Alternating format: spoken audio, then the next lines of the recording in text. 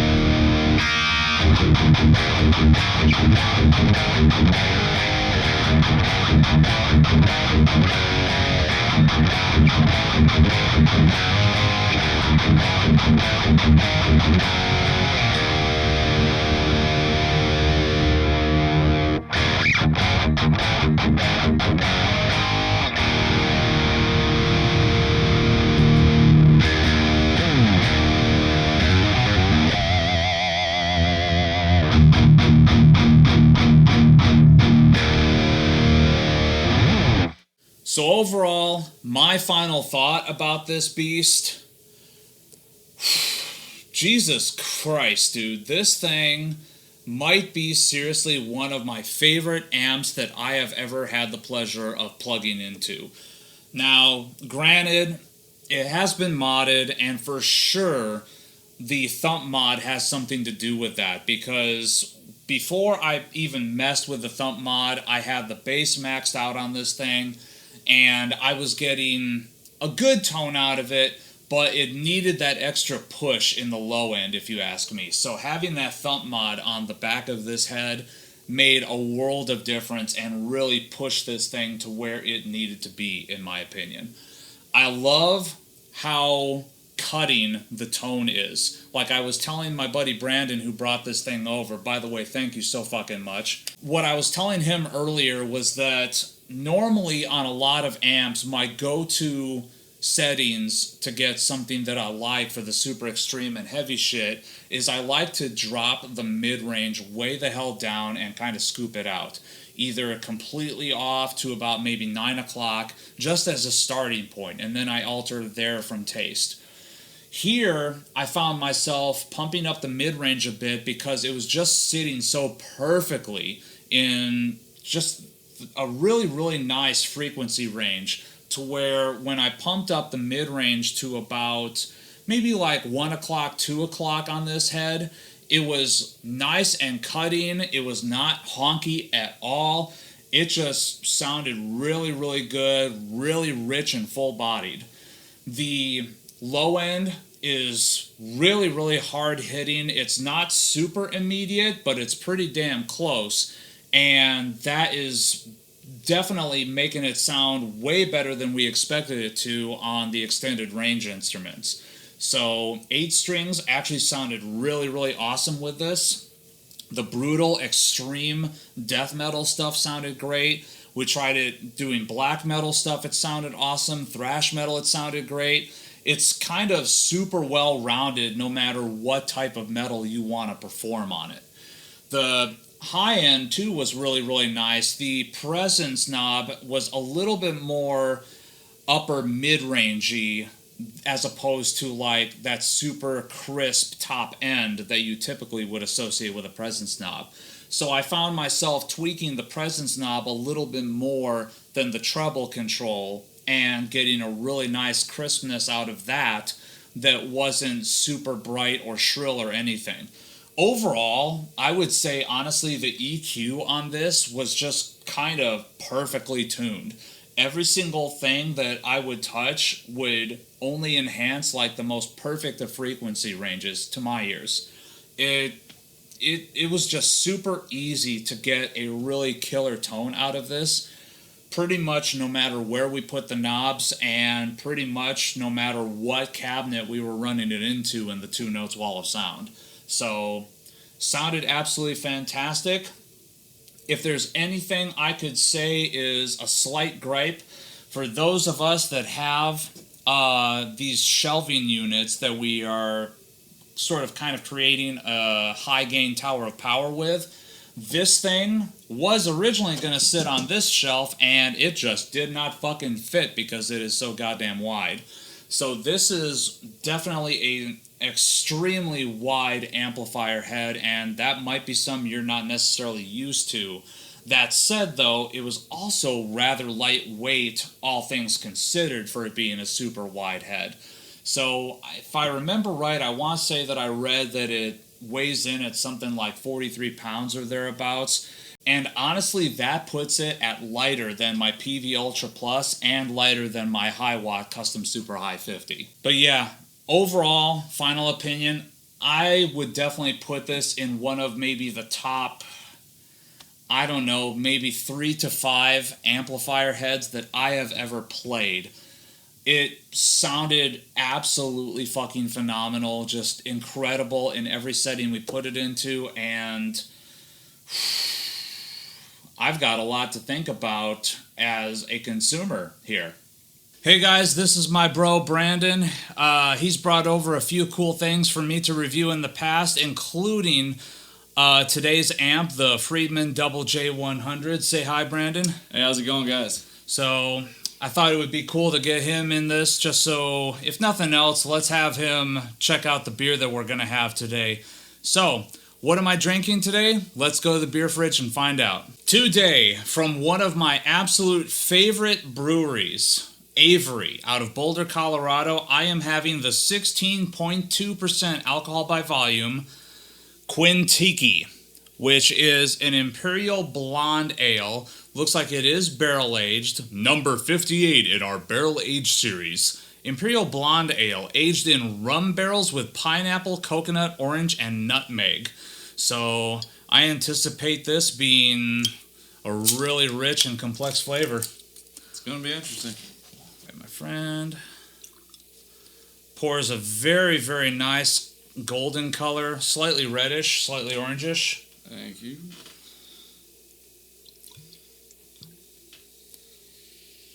Kind of a crisp white head.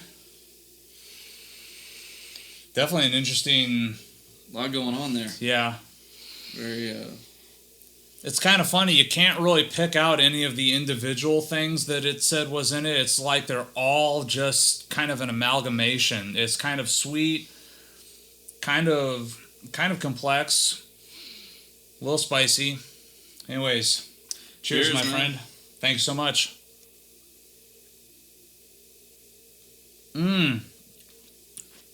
Oh, man, that's good. And it's still got a little bit of everything. Yeah. Is the nutmeg hitting you really hard, though? I think so. Yeah, the nutmeg is literally the first thing that I noticed from this. Also, the booziness. They're really, really complementing each other.